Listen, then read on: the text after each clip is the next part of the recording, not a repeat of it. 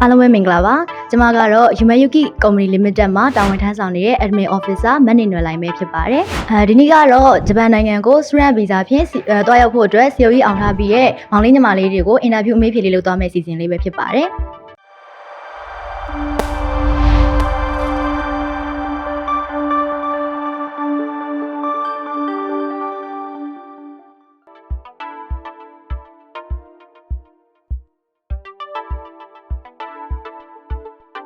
ညီမလေးရဲ့နာမည်နဲ့ကျောင်းတက်ရမယ့်မြို့နာမည်လေးကိုမိတ်ဆက်ပေးပါအောင်နော်။ငါနာမည်ကတော့ဆောင်းနေကြောင်ဖြစ်ပါတယ်ရှင်။ကျောင်းသွားတက်ရမယ့်မြို့ကတော့ဖူကူရှိမာမြို့ဖြစ်ပါတယ်။မောင်လေးရဲ့နာမည်လေးနဲ့ကျောင်းတက်ရမယ့်မြို့နာမည်လေးကိုလည်းမိတ်ဆက်ပေးပါအောင်နော်။ကျွန်တော်နာမည်ကတော့အောင်မျိုးဖြစ်ပါတယ်။ကျွန်တော်ကတော့ဖူကူရှိမာမြို့မှာကျောင်းတက်ပြီးတော့မှာဖြစ်ပါတယ်။အခုကကြတော့ဘယ် intake နဲ့တော့မှလဲပေါ့နော်။ပြီးတော့ဒီ COE အောင်တဲ့တင်းကိုကြားတော့ကကြတော့ဘယ်လိုခံစားခဲ့ရလဲရှင်။ဟုတ်ညီမကတော့ April intake နဲ့တော့မှဖြစ်ပါတယ်။ COE အောင်တယ်လို့ဆရာလမ်းပြီးတော့ဆက်တွေ့အရင်ကပြောခဲ့ရပါတယ်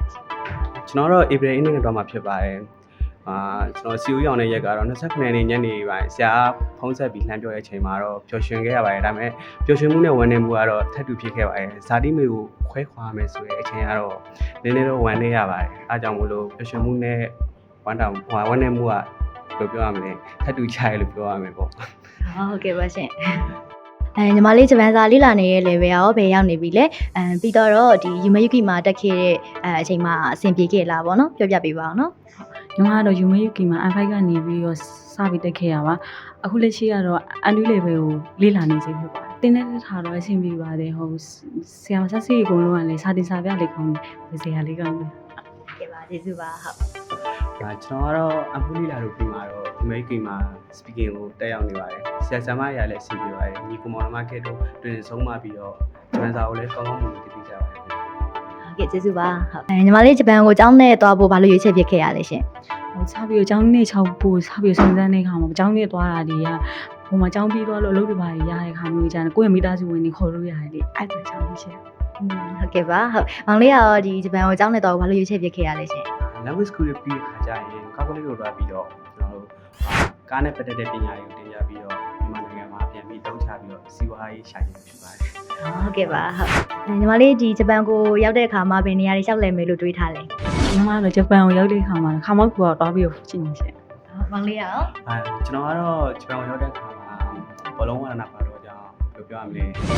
ဂျပန်နိုင်ငံအားကစားလေးဖွံ့ဖြိုးတဲ့နိုင်ငံတွေတော့ကြောင့် National Stadium ကိုတွားပြီးတော့လေ့လာကြည့်ချင်ပါတယ်ဟုတ်ကဲ့ပါ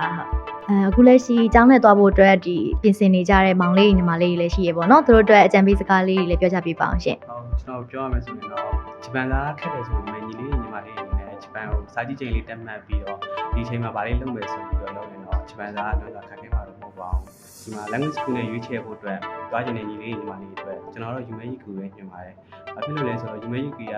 ကျွန်တော်စပြီးတော့လုပ်တဲ့အချိန်မှာ agency ကလည်းတက်တာတယ်COE ရတဲ့ချိန်ထိလည်းအကုန်လုံးကစင်ပြေချုံးမွေးပြီးသွားတဲ့အတွက်ကျွန်တော် Yumayuki ကိုလည်းကျေးဇူးတင်ပါတယ်ခင်ဗျာဒီပါကျေးဇူးပါရှင်ဟုတ်မောင်လေးညီမလေးတို့လည်းဂျပန်စာတင်တော့ရွေးချယ်မယ်ဆိုရင်ပေါ့ Yumayuki မှာအလုံးနဲ့ပဲဖြစ်နေကျောင်းနဲ့ပဲဖြစ်နေပြည့်မယ်ဆိုတော့တူကကြတော့ agency ရောတင်တန်းရောကြတော့နှစ်ခုလုံးဆက်ရဆိုပေါ့အဆင်ပြေတယ်ပေါ့နောက်ပြီး agency ပါဆိုရင်လည်းစိတ်ချရတယ်ပေါ့အဲ့တော့ recommend ပေးပါတယ်ရွေးချယ်ဟုတ်ကဲ့ပါကျေးဇူးပါညီမလေး